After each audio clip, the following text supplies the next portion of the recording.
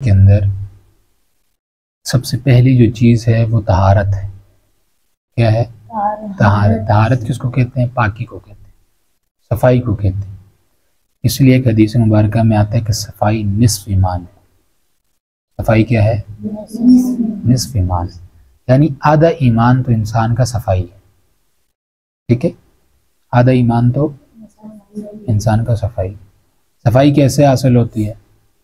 एक तो घर की सफाई है ना, कपड़ों की सफाई है, बिस्तर की सफाई है, जूतों की सफाई है, अपने घर की खाने पीने की चीज़ों की सफाई है, किचन की सफाई है, कमरे की सफाई है। ये सारी चीज़ें बाद में आती।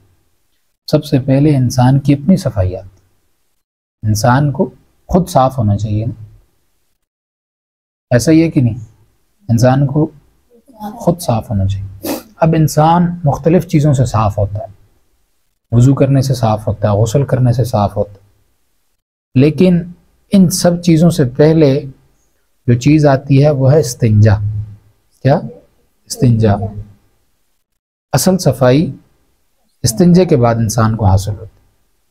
जब इंसान इस्तिंजा करता है, अगर किसी बंदे ने इस्तिंजा सही नहीं किया, ठीक है, इस्तिंजे का आम मतलब कि छोटा पेशाब करने के बाद या बड़ा पेशाब करने के बाद खुद को धोया नहीं, उसके बाद उसने गुस्ल कर लिया, वज़ू कर लिया, फिर ये बंदा पाक हुआ नहीं। ये उस वक्त तक पाक नहीं होता जब तक ये पेशाब करने के बाद छोटा पेशाब किया या बड़ा पेशाब किया खुद को पानी से धोए नहीं। इसलिए वज़ू करने से भी पहले इस्तिंजा ज़रूरी है। आपका इस्तिंजा ठीक होगा तो आपका वज़ू होगा। गुस्ल करने से पहले भी इस्तिंजा ज़रूरी है। आपका इस्तिंजा होगा तो तब आपका गुस्ल भी होगा। ठीक है, अगर आपने इस्तिंजा नहीं किया, ना आपका वज़ू होगा, ना गुस्ल होगा, ना आपकी नमाज होगी, ना कुरान को आप हाथ लगा सकते हो, ना ही कोई और इबादत कर सकते हो, ना किसी मुक़द्दस चीज़ को उठा सकते हो, ना किसी हदीस की किताब को हाथ लगा सकते हो, ना नमाज में खड़े हो सकते हो। तो इस्तिंजा कैसे होता है? सबसे पहली जो चीज़ है ना, हमारे यहाँ छोटा पेशाब हो तो लोग खड़े होकर पेशाब करते हैं। खड़े होकर पेशाब नहीं करना चाहिए। पेशाब की छींटियाँ जो होती हैं, छींटे, कतरे, वो ज़मीन पर लगते हैं या किसी सख्त जगह पे लगते हैं तो उठ के इंसान के कपड़ों पे वापस लगते हैं, तो इससे सख्त गुनाह होता है। एक मरतबा आप अलैहिस्सलाम जो है जा रहे थे, दो कब्रों के पास से गुजरे ना, कब्रें देखी है ना सबने, कब्रों के पास से गुजरे तो आप अलैहिस्सलाम को अल्लाह ताला ने ये खबर दे दी कि इन कब्र वालों को अजाब हो रहा है।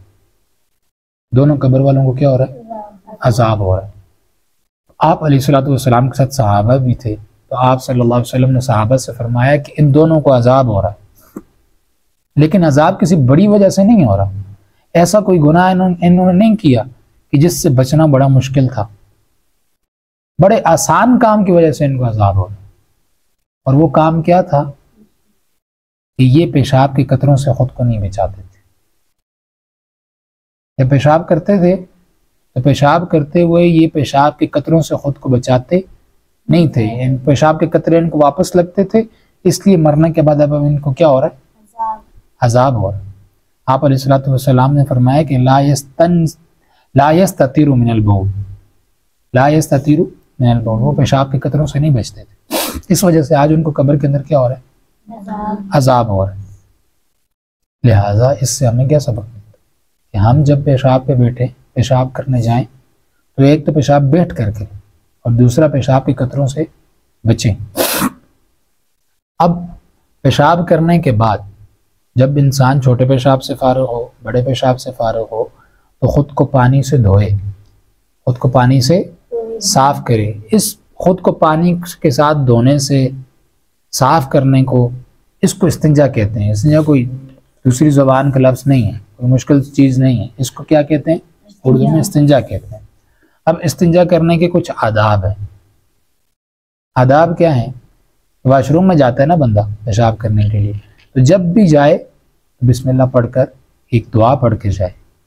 पहले बिस्मिल्लाह पढ़े, फिर उसके बाद दुआ पढ़े, अल्लाहुम्मा इन्नी आऊज़ु बिका मिनल खुबुसी वल खबाइस। पढ़ो, अल्लाहुम्मा इन्नी आऊज़ु बिका मिनल खुबुसी वल खबाइस।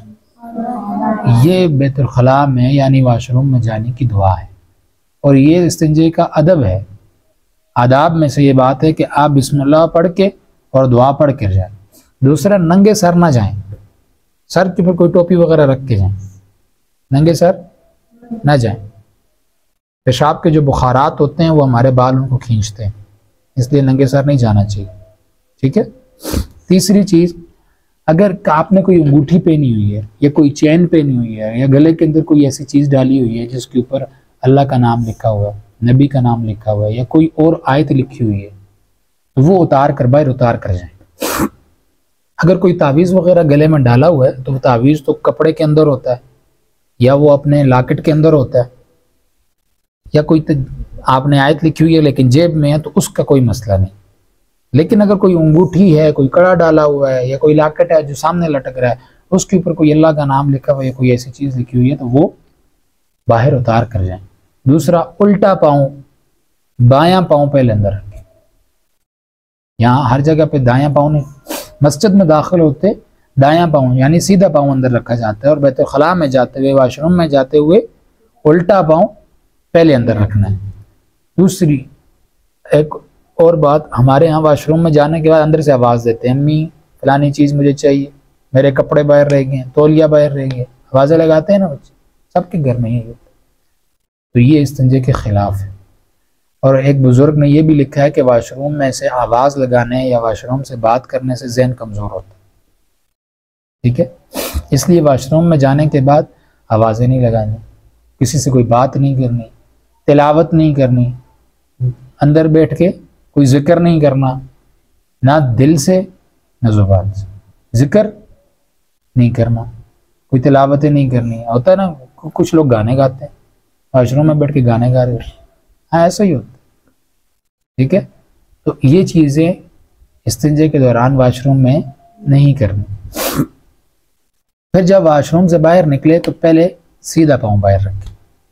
अब जाते हुए उल्टा पाँव अंदर रखा, निकलते हुए अब सीधा पाँव बाहर रखें। जाते हुए अंदर भी दुआ पड़ी थी, अब बाहर आते हुए भी दुआ पड़ेगा। बाहर आने की दुआ क्या है? गुफ़रानका, पढ़ो गुफ़रानका अल्हम्दुलिल्लाहिल्लज़ी अज़हब अन्निल अज़ा वआफ़ानी वआफ़ानी। हाँ, ये इस्तिंजा करने के बाद वाशरूम से बाहर निकलने की दुआ है। ठीक है, आजकल इस्तिंजा बहुत सारी चीज़ों से जायज़ है, दुरुस्त है, यानी मिट्टी के ढीले से आप कर सकते हो। ठीक है, आजकल हर जगह पानी मौजूद है, पानी ना हो तो मिट्टी का जो ढीला होता है ना, उससे ख़ुद को साफ़ कर सकते हो। ठीक है, जो ऐसी कोई इलाका जहाँ पर पानी आपको ना मिले तो वहाँ पर भी सफाई का हुक्म है।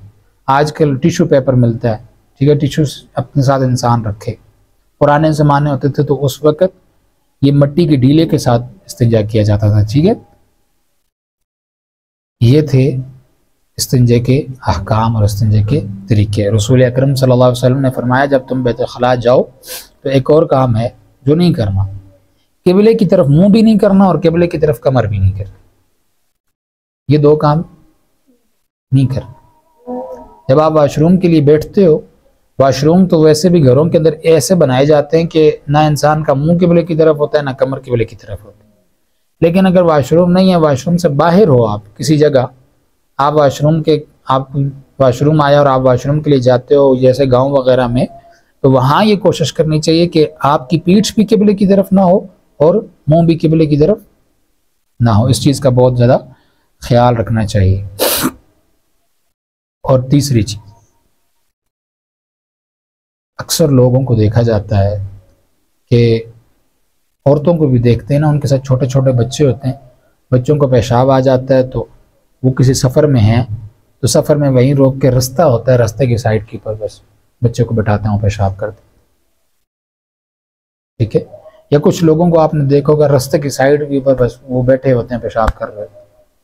इस चीज़ से आप अलैहिस्सलातु वस्सलाम ने मना फरमाया। ये चीज़ें हैं, माशरे में हैं, लोग ऐसा करते हैं, इसलिए तो आप अलैहिस्सलातु वस्सलाम ने मना फरमाया। अगर ये चीज़ें होती ही नहीं, एग्जिस्ट ही ना करती, लोगों के अंदर ये आदतें होती ही नहीं, तो ये इन चीज़ों की तालीमात भी ना होती।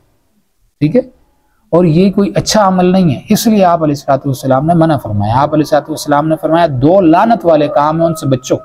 उनमें से एक क्या है? सहाबा ने पूछा वो कौन से? तो आप अलैहिस्सलाम ने फरमाया कि कोई सायादार दरख्त होता है, उसके नीचे लोग आके बैठते हैं, उसके नीचे पेशाब नहीं करना, ना छोटा पेशाब ना बड़ा पेशाब।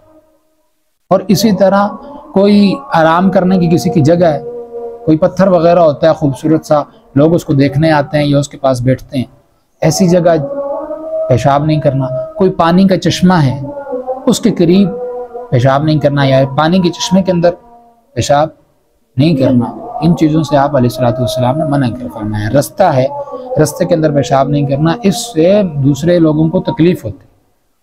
जो इज़ाए मुस्लिम है, यानी मुसलमान को तकलीफ देना, ये हराम काम है। ठीक है, संजय की ये सारी चीज़ें हो गई। हमेशा याद रखो कि ख़ुद को पानी के साथ साफ़ करना यह आप लोगों के ऊपर वाजिब है। जब तक इंसान खुद को साफ़ नहीं करता, इंसान पाक नहीं होता। ठीक है।